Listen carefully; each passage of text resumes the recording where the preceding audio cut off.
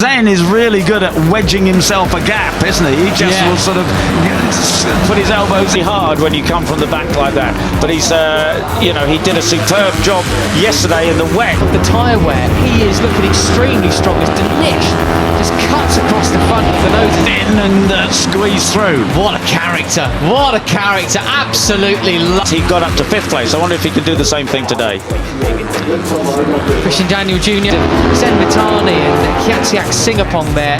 Mike Yu, impressive start of it. Gonzalez moves to the inside, up the inside, and Morelli there, the 95, looks for a little bit of space in 11th spot at the moment. Tinez just behind him in 12th, those two biding their time a bit, as is Brian Uriarte into the penultimate corner. Goodness, to get first as well, but gets the door slammed shut by Uriarte. Oh, just sensational. As we look towards the front of the race, still car pushing the rider who's really wanted to stay out. That was good. The way he went past Vader Panama, the double winner from Mugello, was absolutely superb. But and there we go. Gonzalez was the fastest rider of the race last time around. Super up front, he's happy to lead and do all the legwork. Morelli just behind him with Gonzalez too, and Benyat Fernandez. There is the 24 of Guillaume Planck. He is looking for his first podium in Rookies Cup, the Frenchman. Marco Morelli has the lead now.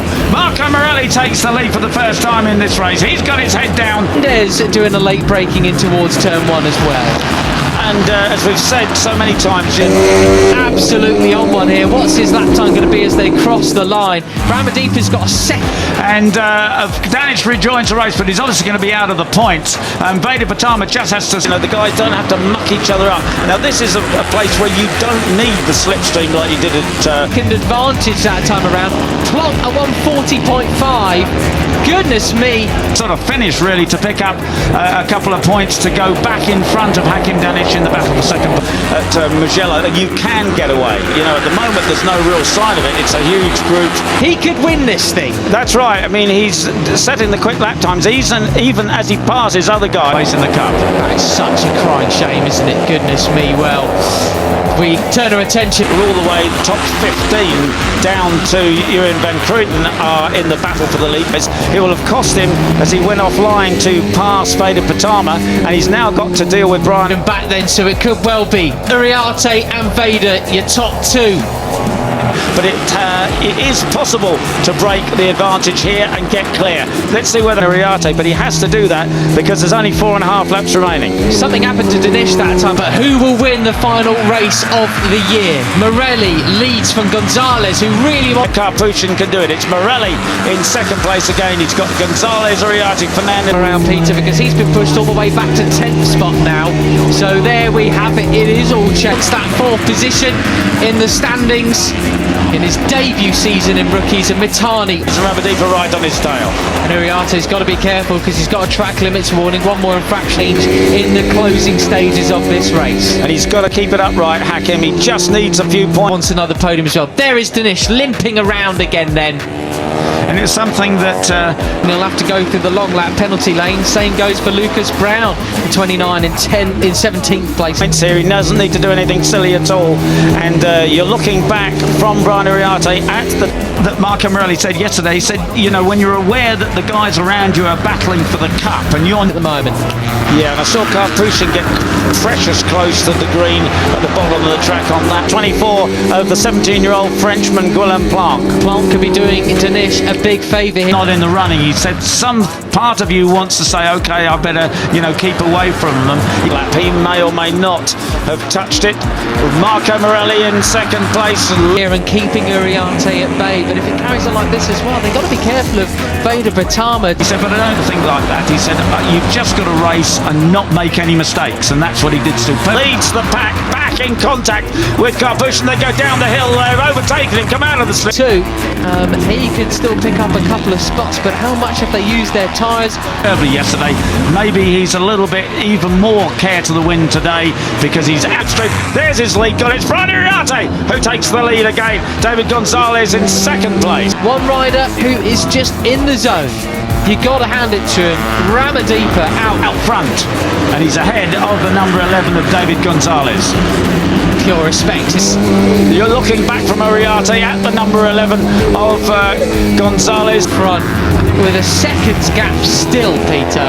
What a ride this is from our first Marco Morelli, isn't he? Really like that attitude from him, and this is him back to his very, very... Then the 95 of Marco Morelli. First year Indonesian rider. And Gwilym's really got to keep the ball rolling here. He's got to keep that momentum. Best. What a way to sort of announce yourself onto the Moto3 grid permanently. You will be... Up the climb they come, across the start-finish line again. 9 needs to get past Brian Uriarte. He's not Brian, of course, not an easy man to pass. Seeing him actually in Moto3 for the rest of the year as he fills in. Laps to go this time around. Pratama getting bullied all over the place, Peter. He was 13th across. Superb rider. He's not close enough to do it at the moment. In fact, he's run a little bit wide. Can he get... as the number 90, I think he's 95 in Moto3 as well, but we've already seen him in the line that time around, but just jumped up into 11th place as we look in towards turn 1 again. Close to him going into the last corner. Brian uses all the road. It's absolutely bone dry where they are. A couple of times, but we'll be seeing him permanently as well next year as well. Right, we're into the second part of the race. Goodness me, a lot of riders got close, a bit too close for comfort into turn 1 there. At the moment, no, he hasn't done it. Certainly not. Well then, as they cross the line now, and Marco Morelli still has the advantage, but David Gonzalez looking for a way past any time. Brian Uriarte looking it left down here and then right again into the Omega curve. I wonder if it will be 4 laps to go. Normally at this point things are getting hectic with a big old group, but no. He has been pushed back there to the back of that pack, but I don't think he's going to just hang in there too. These guys, you know, some of the bright sparks are saving tyres a bit, because in qualifying the cars... It is the high-speed game of chess. Away we go then. Personal best lap that time around for Uriarte. Long, he's already passes it Zenmitani to take up 4th place. Veda Pratama, pole and second quickest time was set, I think, lap 3 or 4, and this is a 9:40.7. He's really turned a screw. He wants to keep Plonk at bay. And Brian goes inside. That's an unusual line for him, but he's got that low gear. He can get 10-lap race. So I wonder if someone like Uriarte just doesn't want... Victory might have gone. He's relying on a mistake from Kiandra Ramadipa to have any... The drive out, and he does so. He's alongside Veda Pratama. 51 want to try the big breakaway because he knows he's going to need tyres left at the end. He hopes of a win, or is he?